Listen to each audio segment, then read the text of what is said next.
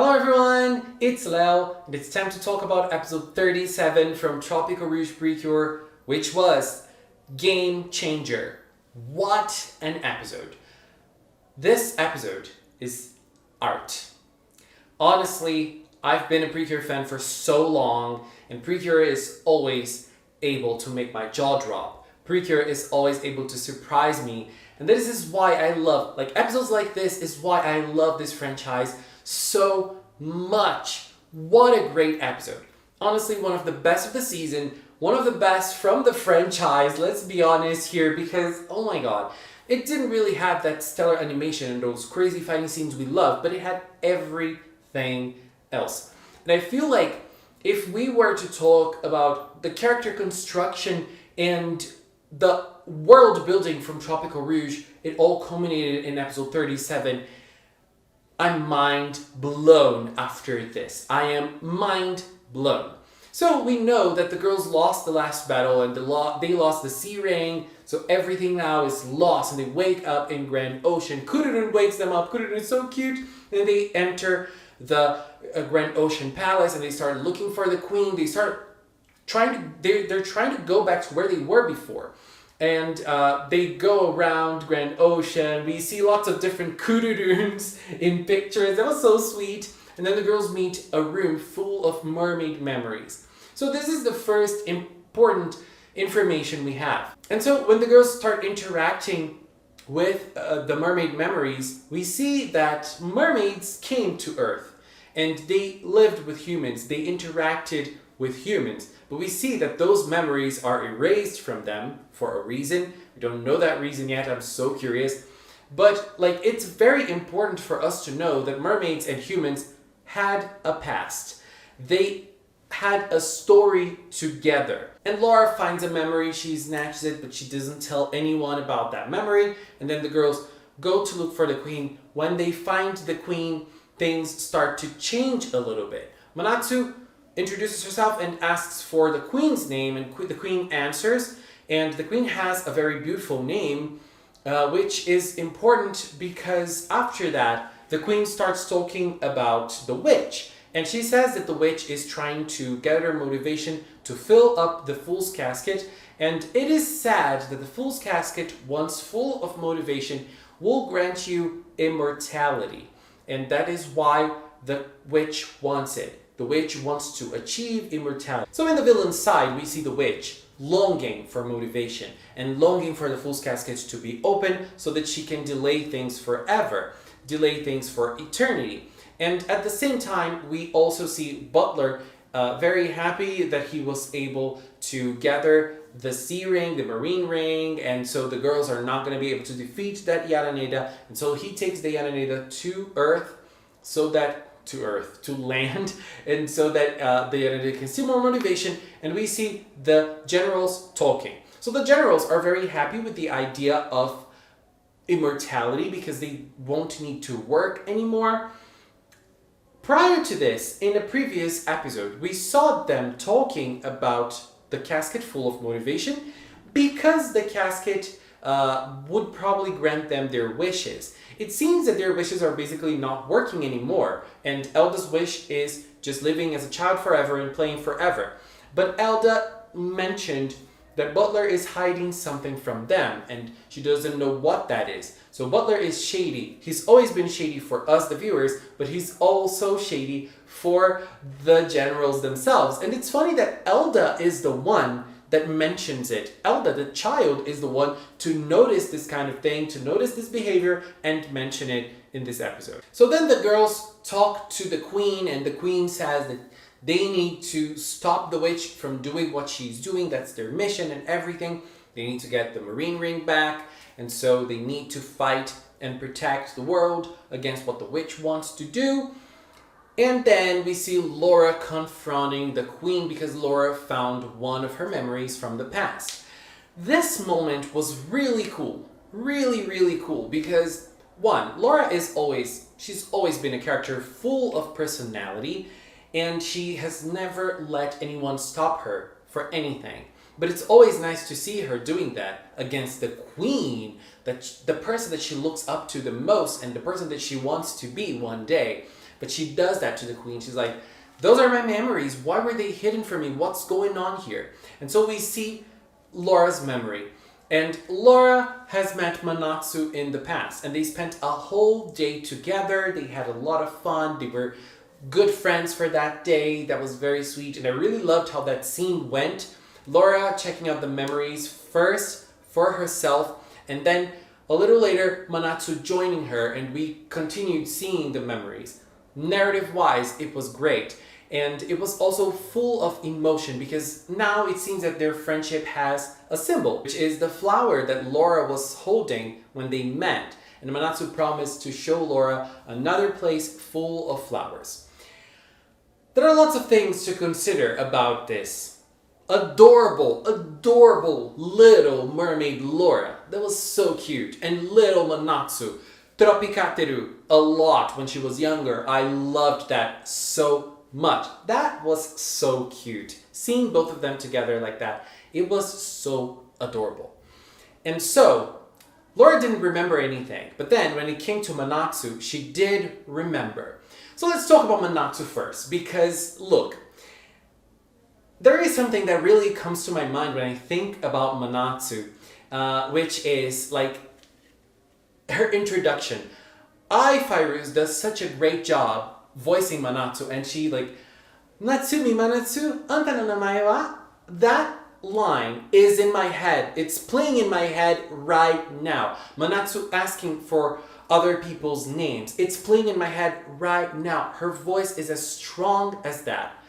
And look, Fairuz is doing a great job, but it's not only her that's doing a great job. That is stuck in my mind. And I thought that this was just a personality trait for Manatsu, that was just it, but it's not. After seeing Manatsu's memories with Laura and the consequences for Manatsu, because Manatsu was very sad that she never met that girl again, and that's what, she was feeling sad because she never asked for her name, she never asked for more information. And so her father said, don't look back, look forward, from now on, do what's most important in the moment. Because if she did what was the most important thing at that moment, which would be ask for her name, ask for more information, she would have known and she would have remembered, and she would probably be able to meet that girl again. She wouldn't, but in her mind it would. So it would change her. So this adds such a big layer of character to Manatsu, who so far I thought was just a very simple and straightforward character. I mean, she is, but now she is way more complex than I thought that she would ever be. This makes her such a strong character in my view. And when I saw Manatsu remembering all the times that she asked for everybody's names, my eyes, they got full of tears. I was so emotional. I got so emotional at that moment. It was so strong. I cried so much because it was so beautiful. Honestly, Manatsu is such a strong and complex and it's a character with those layers that we love, and it's incredible. It's incredibly well written because everything we've seen her doing so far makes so much more sense now. It always made sense because it was probably, like for us, and for me at least, it was her personality trait. But it's not only that. It is something that happened in the past who shaped her to be who she is today. Very, very strong. Oh my god. And like the fact that Manatsu remembered and didn't know that was Laura was cool. And the fact that Laura forgot about it created this whole other mystery inside Tropical-Rouge, which is the erasure of the mermaids' memories. So the mermaids who interact with humans have their memories erased. That is the law of Grand Ocean. That is cruel.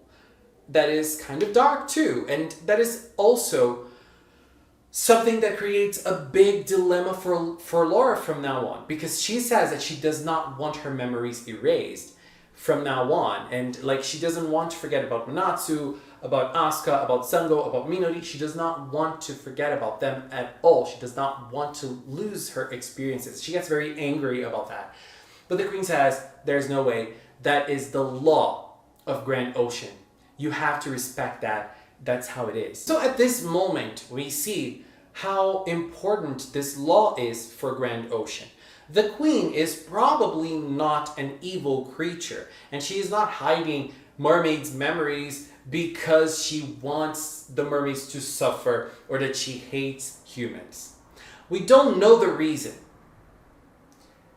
but it's easy to notice that something bad happened because of the human and mermaid contact. And that past happening, that past event, is something that has such an importance in Grand Ocean that has to have that law. That law had to be created.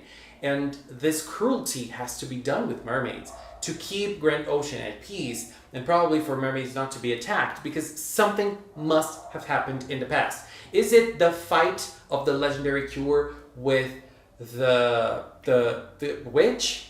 We have no idea. All we know is that something happened for this law to be created. And I'm very curious. This also ties up to the name of the queen. The queen, I don't remember her full name, but her last name is Mnemosyne. Mnemosyne is the name of the Greek goddess of memory. So memory plays a big part in Grand Ocean, or the loss of memory. But those memories are all stored, probably because the queen does not want to do that, but she has to do that for a bigger reason, for a bigger motive. We don't know what that motive is.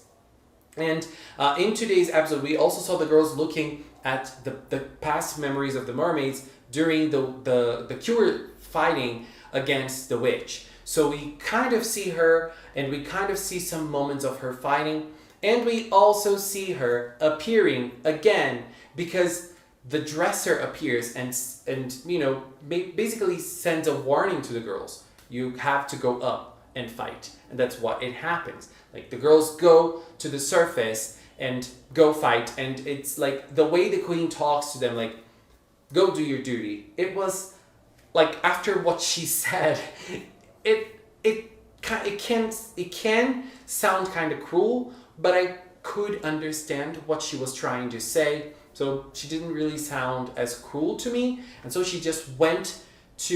the girls went to the surface and they started fighting. They were having a hard time. They couldn't fight at all, but the dresser appeared and the legendary cure helped them once again, getting them the sea ring with no risk at all.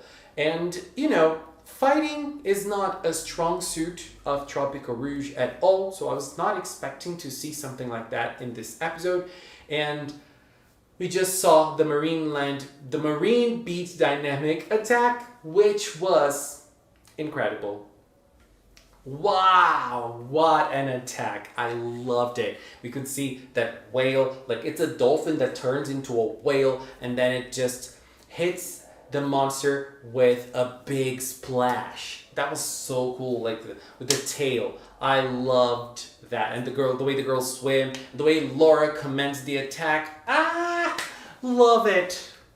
Wow, so powerful. Like, really, really great attack. Loved it. And so the girls now have the marine power as well. And it was given to them by the legendary cure. And we saw the legendary cure appearing for the queen. And it's funny because we see the witch, and we know that the witch has a mirror in her room. And now we see that the queen also has a mirror in her room. This mirror appeared a lot in this episode, and it also appeared at the end when the queen was talking to the legendary cure. And she even said to the legendary cure, like, you don't even have a physical body in this world anymore. So she's been dead for a long time. But, like, what are you doing? She's like, I still have a mission. And it's clear that her mission has to do with the witch. The witch lost her heart in the passing of time. What is going on? Like, who is the witch? Who is the legendary cure? What do they have in common? What happened between them? Oh my god, this is making me go crazy. But right now, all I want to think of is Laura and Manatsu. Because that last scene of Manatsu giving Laura the flower crown she promised little Laura was very sweet. Like, full circle. I love this. Their friendship, you know, how much they love each other, how much they want to be with each other, and how Laura does not want to forget what happened between them. And she just does not want that connection she had with all the girls to simply disappear. And like, it's the law of Grand Ocean, but we know Laura wants to be the queen, and you know, queens usually have political power, and that can also mean that it can change in the future. So Tropical-Rouge is just bringing it. Episode 37. What a strong episode. What a powerhouse this was. Narrative-wise, it was amazing.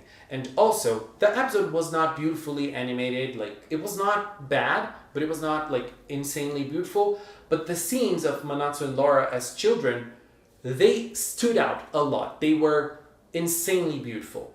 And the animation and everything, even the colors, insanely beautiful.